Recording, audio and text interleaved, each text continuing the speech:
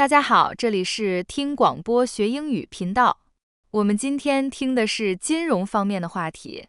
美国政府债务接近历史新高，引发对过度支出和代际公平的担忧。两位专家持不同观点，但都认为违约风险较低。他们呼吁理性辩论税收和支出，避免投资者失去信心。那么我们来听听两位专家的分析吧。Darian, I heard you made a special trip to Times Square last week. I did. I went very close. I'm standing here looking up at this sign called Our National Debt. Okay, so you picked the nerdiest sign in Times Square to look at.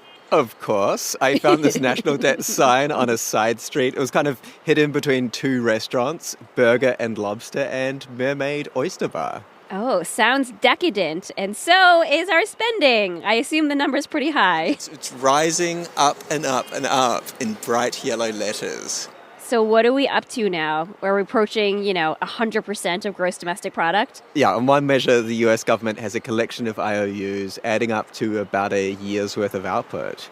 On that day, the number was more than $34 trillion.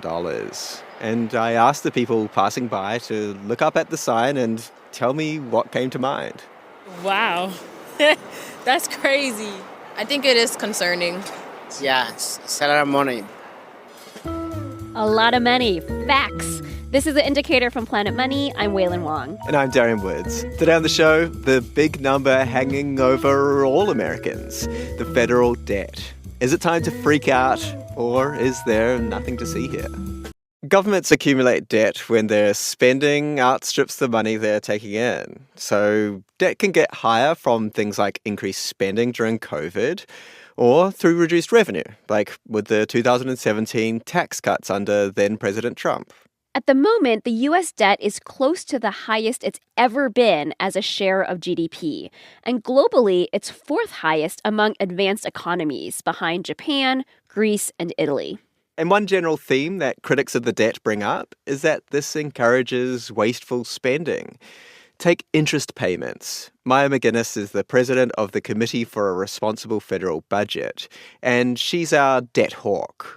Interest payments this year will actually be larger than national defense spending for the first time. And that's not a small number. No, that's not a small number. I was going to say, whether you think we spend too much or too little on national defense, that is one of the largest items in the entire federal budget, about $6,600 per household. I mean, sure. Martha Gimbel co-founded the Budget Lab. She's our debt dove. I think it gets to the question of why we took out that debt in the first place, and did we think it was a good idea at the time? So if you are going into debt to, for instance, buy a house that you and your family are going to live in for many years, that can be a reasonable investment that's going to have payoff for you. If you're going into debt to go to Disneyland, that's probably just going to cause problems for you down the line. But Maya, our debt hawk, doesn't believe all the government's spending has been investments that will pay off in the future. The bulk of the government's money goes to consumption. Over 80% goes to consumption, not investment. In other words, no more than 20% of government spending typically goes to things like railroads, public health research, and retraining for veterans, investments that might improve prosperity in the future. The rest goes to things like unemployment benefits, Social Security, and Medicare. And Maya's not saying the government shouldn't spend money on these things per se. In fact, she says borrowing and spending can be really useful in a downturn. The smart times to borrow are when your economy is operating below capacity. The most recent and painful example was COVID. Thank goodness we were in the condition that we were able to borrow trillions and trillions of dollars, and that really saved the economy. But you don't want to borrow when there's no reason to. And for instance, the 3 years under the Trump presidency before COVID hit, we were borrowing for basically everything, and that didn't make sense. That was running the economy hot. The 2017 Tax Cuts and Jobs Act meant that without corresponding reductions in spending, the government had to borrow more than it otherwise would have. And now that we're through COVID and we have inflation, we're still borrowing, adding most of our policies by financing them from debt. And that makes inflation worse, and that has a whole lot of other negative effects. So there are lots of times you should borrow. Right now, from an economic perspective, is definitely not one of them. And that brings us to the second main concern that people might have around the national debt: fairness. Is it really fair to pass along our pile of IOUs to future generations? First up, debt critic Maya. The truth is, if we borrow, it's more complicated, but not much more complicated than saying we want to do a lot of things today and we don't want to pay for them, so we're going to ask our kids to pay for them.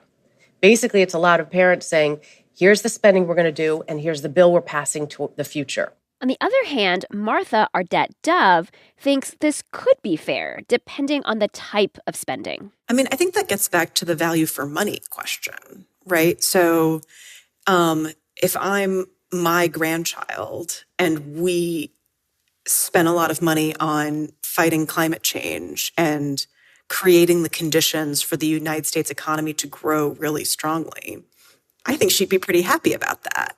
If we blew her inheritance on several weekends in Vegas, I think she would be mad. Now, we could argue forever about whether what the government currently spends its money on represents investments that our children and our children's children would be happy with.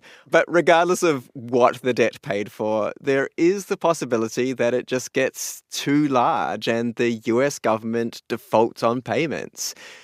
Maya, our debt hawk, actually is not too concerned here. You know, I don't worry about a crisis because United States of America is incredibly unique when it comes to our fiscal situation. We borrow in our own currency. That's what makes us different than other countries that might have a huge fiscal crisis.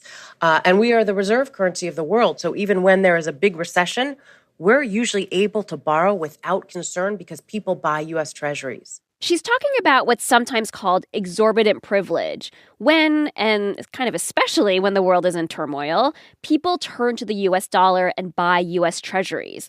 Martha, who's fairly relaxed overall, concurs. I am not concerned about a fiscal crisis tomorrow. I'm not concerned about a fiscal crisis in a year.